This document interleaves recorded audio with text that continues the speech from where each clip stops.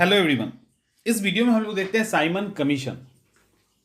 सुनने में बड़ा आसान लगता होगा, साइमन ही कमीशन तो है, इसको क्या पढ़ना है ना। लेकिन इससे अगर फैक्ट आते हैं एक दो तो आप लोग तो कर लेते हो, लेकिन इसमें अगर कॉन्सेप्ट से रिलेटेड सवाल पूछेगा तो मामला फंसता है साइमन कमीशन में भी। तो साइमन कमीशन के अंदर भी गलतियां होती है, तो वो गलतियां नहीं होगी, इसलिए इस वीडियो को देख लीजिए। सबसे पहले 1927 की कहानी है। ब्रिटिश सरकार ने 1927 में साइमन कमीशन को फॉर्म कर दिया। 1920 से 22 के बीच में नॉन कॉपरेशन मूवमेंट समाप्त हो गया। मामला शांत शांत चल रहा था। साइमन कमीशन को इन्होंने अपॉइंट किया और एक ही बार मामला भड़क गया।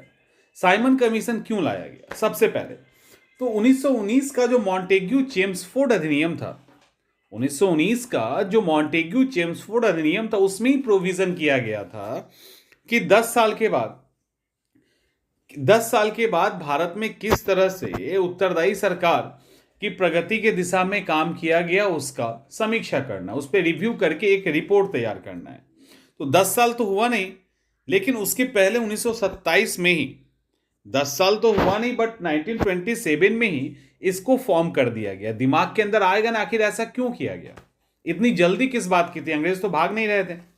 तो जल्दी इसलिए थी कि 1929 के अंदर चुनाव होना था।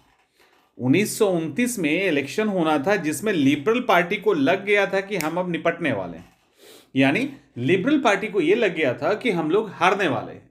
जैसे ही उनको यह लगा, ये नहीं चाहते थे कि लेबर पार्टी का सरकार आए और वो इस कमीशन को फॉर्म करे, क्योंकि लेबर पार्टी शुरू से ही भारत के प्रति लॉयल रहा है, एक अलग उदार दृष्टिकोण रहा है। तो ये बिल्कुल नहीं चाहते थे कि लेबर पार्टी के टाइम में ये कमीशन बने, इसीलिए इन्होंने 2 साल पहले ही कमीशन को फॉर्म कर दिया, क्योंकि कहीं इनको लगता था ऐसा ना हो कि इतना दिन का मेहनत ये लेबर पार्टी वाले खराब कर दे। यहां पे सर जॉन साइमन की अध्यक्षता में 7 सदस्यीय 7 मेंबर कमेटी फॉर्म किया गया। भारतीय संविधान आयोग, इंडियन स्टैट्यूटरी कमीशन इसको कहा जाता है। इसके अंदर ब्रिटेन के अंदर जो 3 इंपॉर्टेंट पॉलिटिकल पार्टी थे, तीनों इंपॉर्टेंट जो पॉलिटिकल पार्टी था, कंजर्वेटिव, लिबरल और लेबर, वहां पे अनुदारवादी, उदारवादी और मजदूर दल, ये 3 हैं, यानी कंजर्वेटिव, लिबरल और लेबर। इनके टोटल 7 मेंबर थे। एक भी इंडियन नहीं था। एकदम आसान फैक्ट है, आप लोगों को याद रहता है। इंडियन नहीं था, लेकिन कुछ फैक्ट्स नहीं याद होंगे। इंडियन नहीं था, और इंडियन को शामिल नहीं करने के कारण चारों तरफ इसका विरोध किया गया। यह भी क्लियर है। ब्रिटिश सरकार ने कहा कि इस कमीशन को अपनी रिपोर्ट ब्रिटिश संसद को देनी है, इसीलिए इसके अंदर भारतीय लोगों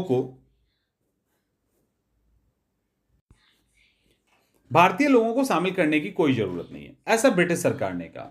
यह कह के वो बेवकूफ बना रही थी, क्योंकि उसी समय भारतीय लॉर्ड सिन्हा और सकलातवाला ब्रिटिश संसद के अंदर थे। तो कर देते, रिपोर्ट देना था तो क्या फर्क पड़ता। ये वाला फैक्ट जरूरत नहीं है वैसे, बट लॉर्ड सिन्हा को एक बार ध्यान रखिएगा। तो यहां पे चारों तरफ साइमन कमीशन का विरोध होने लगा। कारण क्या था? साइमन गो बैक का नारा लगने लगा, और कारण यह था कि कोई भी इंडियन नहीं था, इसीलिए इसको व्हाइट मैन कमीशन भी कहते हैं, श्वेत कमीशन भी इसको कहा जाता है।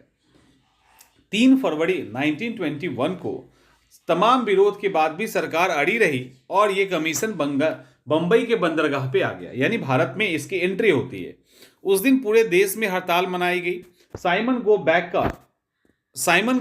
का नारा लगाया गया, और साइमन गो बैक का नारा लगाया गया यहां तक कि कांग्रेस के 1927 के मद्रास अधिवेशन में साइमन आयोग के पूर्ण बहिष्कार का निर्णय लिया गया। ठीक है, तो 1927 में जो मद्रास अधिवेशन हुआ है, वहां पर भी साइमन आयोग के पूर्ण बहिष्कार का निर्णय लिया गया।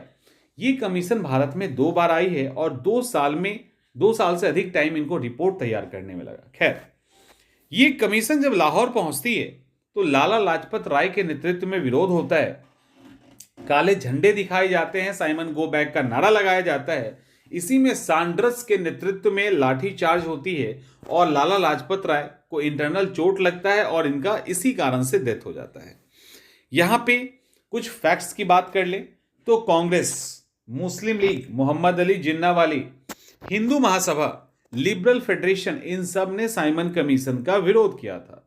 लेकिन सर मोहम्मद शफी के नेतृत्व में जो अलग से मुस्लिम लीग का एक गुट था, उसने इसका स्वागत किया था। केंद्रीय विधानसभा, सेंट्रल लेजिस्लेटिव असेंबली ने भी इसका स्वागत नहीं किया था और इन सब के कारण बंगाल, पंजाब, इन सब जगह पे आतंकवादी एक्टिविटीज बढ़ गई थी।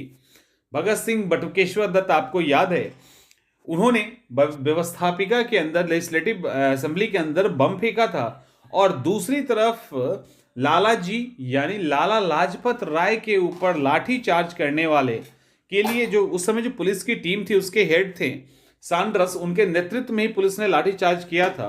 तो इस सैंडर्स की लाहौर में भगत सिंह ने हत्या कर दी। तो ये भी यहां पे इंपॉर्टेंट फैक्ट है। उसके अलावा लखनऊ, पटना, इन सब जगह पर भी इस तरह की एक्टिविटीज हुई। अब जब लगा कि बहुत ज्यादा विरोध हो रहा है, तो भारतीयों को संतुष्ट करने के लिए कि चलो भाई ठीक है, इन्होंने कहा कि कमीशन के अंदर केंद्र और प्रांत वहां से कुछ चुने हुए रिप्रेजेंटेटिव बुलाया जाएगा। लेकिन साथ में क्या और कह दिया, उनको कोई राइट्स नहीं दिए जाएंगे, कोई अधिकार नहीं दिया जाएगा। पूरी तरीके से विरोध हुआ और विधायिका ने भी अपने रिप्रेजेंटेटिव प्रतिनिधि को देने से इनकार कर दिया। तो ये यहाँ पे फैक्ट है। अब इसमें सबसे इंपॉर्टेंट है कि एक तो ये फैक्ट कि इन्होंने कब अपना रिपोर्ट प्रकाशित किया, तो 27 मई 1930 को इन्होंने अपने रिपोर्ट का प्रकाशित किया। सिफारिश क्या क्या थी, सिफारिश में ही गलतियां होती है, ठीक से समझ लीजिए। उत्तरदायी सरकार इनको स्थापित नहीं करना था। इन्होंने केंद्र में उत्तरदायी शासन की मांग की पूरी उपेक्षा की, यानी उत्तरदायी शासन के फेवर में नहीं थे। केंद्र में द्वैध शासन की सिफारिश भी नहीं की गई। 2 हो गया। केंद्रीय व्यवस्थापिका जो था, यहां पे कहा गया कि संघीय आधार पर केंद्रीय व्यवस्थापिका का गठन होगा, जिसमें केंद्रीय विधानसभा में भावी संघ में शामिल होने वाले प्रांतों के प्रतिनिधि और देशी रियासत के प्रतिनिधि शामिल होंगे, वैसी देशी रियासत के जो भारतीय संघ में मिलने को तैयार हो। और दोनों ही सदन का जो गठन होगा, फॉर्मेशन होगा, वो इनडायरेक्ट इलेक्शन से होगा। तो ये भी यहां पे इंपॉर्टेंट फैक्ट है। इसके अलावा रिपोर्ट में यह भी कहा गया है कि 1919 के अधिनियम के द्वारा जो स्थापित प्रांत में डायरकी सिस्टम है, द्वैध शासन प्रणाली है, उसके आंतरिक दोष को देखते हुए प्रांत में द्वैध शासन प्रणाली को समाप्त करके स्वायत्तता दी जाए। तो प्रांत की स्वायत्तता की इन्होंने बात की थी। स्वायत्तता का मतलब नॉर्मल कंडीशन में जो प्रांत है वो अपना डिसीजन खुद ले। उसके बाद देश में संघीय संविधान बनाया जाए और यहां पे ये भी कहा गया कि भारत के लिए एक संघ शासन की स्थापना की गई, जहां पे प्रत्येक प्रांत अकॉर्डिंग टू नीड, जरूरत के हिसाब से अपना काम करेंगे नॉर्मल कंडीशन में, इमरजेंसी को छोड़ दिया जाए तो। इसके अलावा मताधिकार, वोटिंग देने के राइट्स को बढ़ाने की बात की गई। ये इंपॉर्टेंट फैक्ट है, 1926 में केवल 3% पॉपुलेशन थी, उसको वोटिंग राइट मिला हुआ था और कम से कम 10% जनसंख्या जो थी उसको मताधिकार प्राप्त होना चाहिए, ऐसा रिकमेंडेशन किया गया इनके द्वारा, लेकिन 3% को ही मिला हुआ था। इसके अलावा प्रांतीय विधानमंडल में सदस्यों की संख्या बढ़ाई जाने की बात की और डायरेक्ट इलेक्शन की बात की। हाईकोर्ट को भारत सरकार के कंट्रोल में डालने की बात की। बर्मा को भारत से अलग करने की बात की। इतना ही नहीं, ओडिशा और सिंध को अलग प्रांत का दर्जा दिया जाए, ऐसा भी सिफारिश किया गया। गवर्नर और गवर्नर जनरल को अल्पसंख्यक जो माइनॉरिटी क्लास है उनको, उन कास्ट को के लिए विशेष ध्यान, जैसे अभी राज्यपाल को है ना, उस तरह का विशेष ध्यान देने की बात की गई।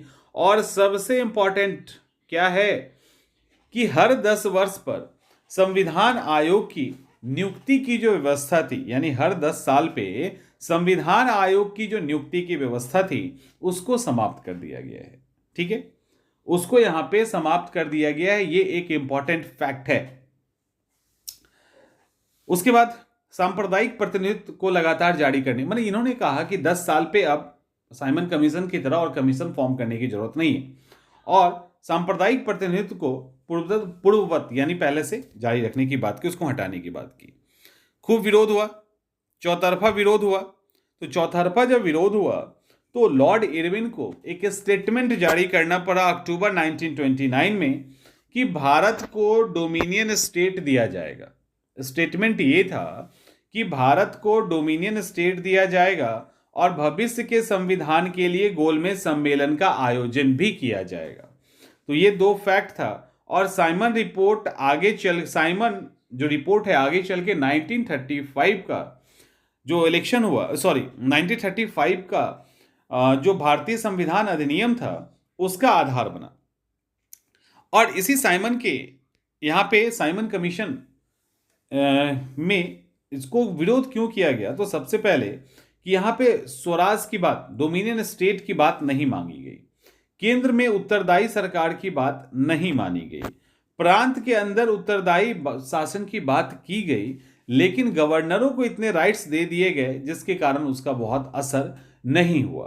तो ये सब वो रीजन था जिसके कारण इसका विरोध किया गया। तो अब इसमें जो रिपोर्ट, इसकी सिफारिश को लेकर जो शिकायत होती है वो दूर हो गई होगी, वहां पे गलत नहीं होगा आपका, और जो ऊपर के फैक्ट्स है वो भी बता दिए गए हैं। तो अब आपके सवाल गलत नहीं होंगे होपफुली। इसी तरह की वीडियोस के साथ हम लोग आएंगे आगे भी।